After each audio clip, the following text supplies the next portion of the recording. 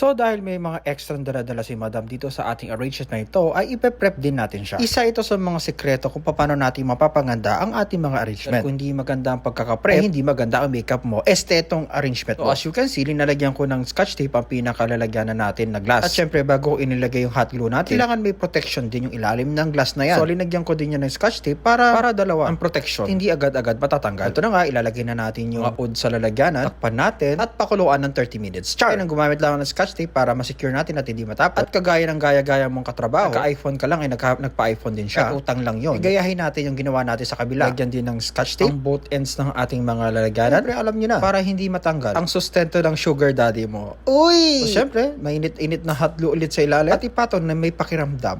Kunin natin itong regalo na to at lagyan din natin ng composite at syempre, tadtaran din natin ng scotch tape. Kapit na kapit ang lola mo. So, pag natapos mo na lagyan ng scotch tape at feeling mo hindi na siya bibitaw sa buhay mo, syempre, ilalagay na natin ito sa dapat niyang